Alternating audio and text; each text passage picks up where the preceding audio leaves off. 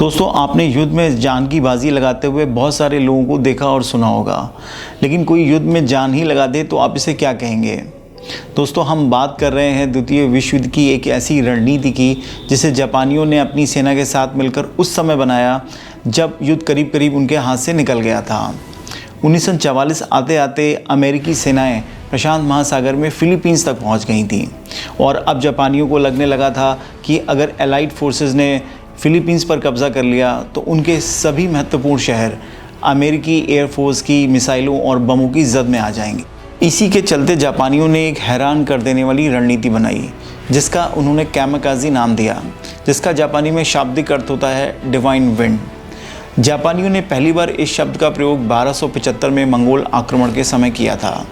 जब मंगोल करीब करीब जापानी तट पर पहुंचने वाले थे, तभी एक भयंकर तूफान ने उनके समुद्री बेड़े को तितर बितर कर दिया और जापानियों की रक्षा की। आज शायद जापानी फिर कुछ इसी तरह के चमत्कार की उम्मीद कर रहे थे। कैमाकाजी एक स्पेशल अटैक यूनिट थी जो अमेरिकी युद्धपोतों पर कन्वेंशनल अटैक की जगह सुसाइड अटैक किया करती थी। सीधे अर्थों में कहा जाए तो जापानी सेना ने एक ऐसी एयरफोर्स यूनिट की स्थापना की थी जो बमों से भरे प्लेन को सीधे अमेरिकी युद्धपोतों पर क्रैश कर दिया करते थे। ये हमला आजकल की लेज़र गाइडेड क्रूज मिसाइल की तरह होता था, जिसमें अमेरिकी युद्धपोतों को भारी क्षति होती थी। आपको ये जानकर आश्चर्य होगा कि जापानी सेना के 3800 कामाकाजी पायलट्स महज एक साल के अंदर इन हमलों में अपनी जान अपने देश पर कुर्बान कर देते हैं। वहीं अमेरिका के 7000 से अधिक सैनिक इन हमलों में मारे जाते हैं और कई विमान वाहक पोत इन हमलों में नष्ट हो जाते हैं। कामाकाजी पायलट्स का एकमात्र उद्देश्य इन हमलों में अमेरिका के युद्धपोतों को डुबो देना था, जिसमें वो काफ़ी हद तक सफल भी रहे, लेकिन इसके लिए जापानी सेना ने बहुत भारी कीमत चुकाई। तो चलिए आइए जानते हैं कामाकाजी पायलट्स की पूरी कहानी।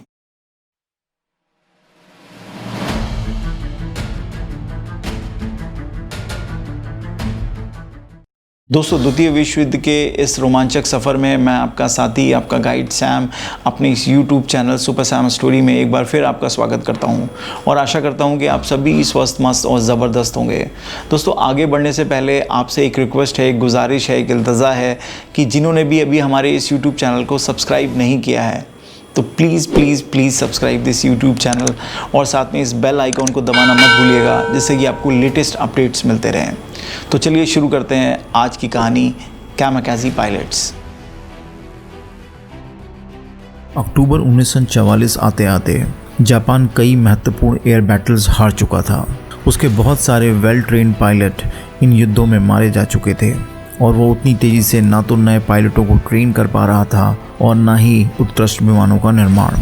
वहीं अमेरिकी एयरफोर्स अपनी टेक्नोलॉजी और पायलटों की क्षमता में बराबर वृद्धि कर रही थी, जिसके चलते जापान की एयरफोर्स को यह भयानक और हैरान कर देने वाली रणनीति बनाने के लिए प्रेरित होना पड़ा। हालांकि इससे पहले भी अमेरिकी और जापानीज़ एयरफोर्स के पायलट ऐसा करते रहे थे, पर वह तभी होता था जब उनका प्लेन बुरी तरीके से क्षतिग्रस्त हो जाता था और वापस लौटने का कोई रास्ता नहीं बचता था।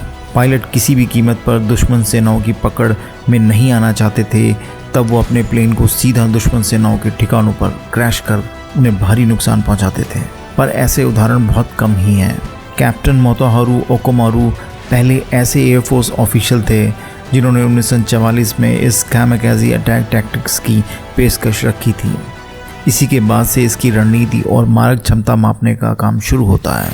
कहते हैं सबसे पहले कामाकाजी मिशन को 13 सितंबर 1944 को अंजाम दिया गया।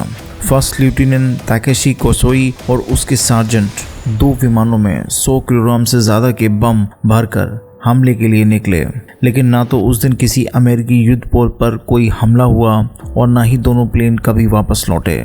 उनके साथ क्या हुआ ये आज भी रहस्य है। कमांडर आसाची तमाई ने सबसे पहले अपने ट्रेन किए हुए 23 टैलेंटेड पायलट्स को इस स्पेशल अटैक यूनिट में ज्वाइन करने का निमंत्रण दिया और सभी पायलट पूरे जोश के साथ इसमें शामिल हो गए। लेफ्टिनेंट योकोई शेकी को इस यूनिट को कमांड करने का आदेश दिया गया। शायद आपको यह सुनकर आश्चर्य भी होगा कि जब इस कामाकाजी स्पेशल अटैक यूनिट को बनाने की ऑफिशियल अनाउंसमेंट होती है तो इसमें इतने पायलटों ने वॉलंटियर किया, उसके आधे प्लेन भी जापानी सेना के पास नहीं थे। इन यंग पायलटों को एक नेशनल हीरो की तरह देखा जाने लगा। पूरे जापान में इन पायलट्स के होर्डिंग और कटआउट लगाए गए, जिसके चलते ये एक सुपर हीरो की तरह पहचाने जाने लगे। जापानी सामुराई कल्चर और वॉर ट्रेडिशन में जहाँ हार से ज़्यादा मौत को बेहतर समझा जाता था, शायद यही वजह थी कि जिसके चलते इतनी संख्या में लोग इस सुसाइड मिशन के लिए तैयार हो गए। पर इसका अगला चरण इन पायलटों के लिए आसान नहीं था।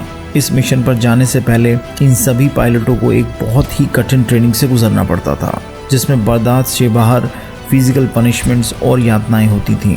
कई कैमागाजी पायलट का फिजिकल पनिशमेंट के चलते देश के प्रति सर्वोच्च बलिदान से मोह ही भंग हो गया था, पर फिर भी वो सेना के नियमों की उच्चता को स्वीकार करते हुए इस मिशन पर जाकर देश के लिए शहीद हो गए। कैमागाजी पायलट न केवल एक डीप स्पिरिचुअल ट्रेनिंग से गुजरते थे, बल्कि उनका एक मैनुअल भी होता था जिसे उन्हें हमेशा याद रखना पड़ता था।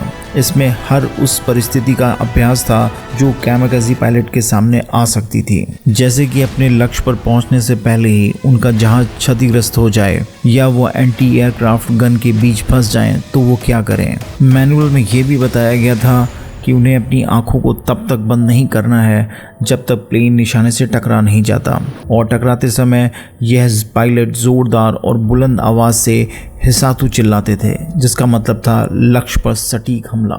इन पायलटों को यह भी बताया गया था कि यदि दुश्मनों को ज़्यादा क्षति पहुंचाने की स्थिति ना हो तो उन्हें वापस आ जाना है, जिससे वो दूसरे हमले पर जा सकें। सस्ते में पायलटों को अपनी जान देने की मनाही थी, पर यदि कोई पायलट 9 बार से ज़्यादा बिना हमला किए लौट आता था तो उसे गोली मार दी जाती थी। हालांकि अमेरिकी फ़ौज पहले इन हमलों को नहीं समझ पा रही थी, पर जैसे जैसे उन्होंने इस पैटर्न को समझा वैसे ही इसके लिए एक बेहतर रणनीति बनाई।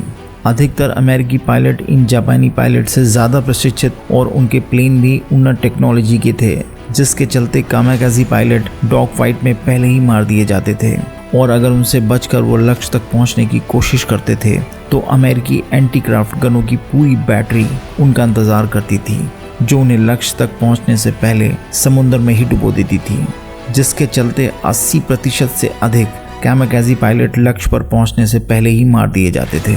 लेकिन अमेरिकी फ़ौजों की इतनी तैयारी के बाद भी बहुत सारे कैमागाजी पायलट लक्ष्य तक पहुंचने में सफल हुए और उन्होंने अमेरिकी सेना को बहुत ज़बरदस्त चोट पहुंचाई। इन हमलों में अमेरिकी सेना के 7000 से भी अधिक सैनिक मारे गए। कैमागाजी पायलट का सबसे भयंकर हमला 25 अक्टूबर 1944 को बैटल ऑफ लाते गल्फ में हुआ। इस मिशन में 55 कैमागाजी पायलट्स ने अमेरिका के USS सेंट लो युद्धपोत के साथ 4 और अमेरिकी युद्धपोतों को समुद्र में डुबो दिया। 23 युद्धपोत बुरी तरीके से क्षतिग्रस्त हो गए और युद्ध से बाहर हो गए। इसी तरह USS कोलंबिया और एयरक्राफ्ट कैरियर HMS फॉर्मिडेबल जैसे कई युद्धपोत हमलों में या तो क्षतिग्रस्त हो गए या डुबा दिए गए। जापान में जहां द्वितीय विश्व युद्ध से पहले जापानी पायलट्स के लिए 500 घंटों की ट्रेनिंग का प्रावधान था, वहीं कैमागाजी पायलट्स महज 40 से 50 घंटों की ट्रेनिंग के बाद ही युद्ध में आ जाते थे। अक्सर जापानी सेना के प्रशिक्षित और योग्य पायलट इन कैमागाजी पायलट्स को अपने लक्ष्य तक पहुंचने में सहायता करते थे, जिससे कि एलाइड फोर्सेस के पायलट कहीं उन्हें लक्ष्य पर पहुंचने से पहले ही ना गिरा दें। इसे कैमागाजी पायलट्स की अपने देश के प्रति निष्ठा कहें या पागलपन, पर जो भी हो, उन्होंने अपने प्राणों का बलिदान देकर अपना नाम हमेशा के लिए अमर कर लिया। जापानियों को झुकाने के लिए अमेरिका को परमाणु बम का इस्तेमाल करना पड़ा, और जिसके बड़े ही विध्वंसक परिणाम हुए। इस यूनिट की गतिविधियों से दुनिया को ये सोचने के लिए अवश्य मजबूर होना पड़ा कि क्या युद्ध जीतने के लिए और परंपराओं को निभाने के लिए हम इंसानी ज़रूरतों और जीवन की सर्वोच्चता जैसे सिद्धांतों को भी दरकिनार कर सकते हैं। दोस्तों, आज के लिए बस इतना ही। आपको आज की कहानी कैसी लगी कमेंट बॉक्स में कमेंट करके ज़रूर बताइएगा, और फिर मिलेंगे एक रोमांचक और हैरान कर देने वाली कहानी के साथ। तब तक अपना ध्यान रखिएगा, खुश रहिएगा, सुरक्षित रहिएगा। आपका दोस्त सैम अब आपसे इजाज़त लेता है। फिर मिलेंगे। गुड डे, शब बखैर।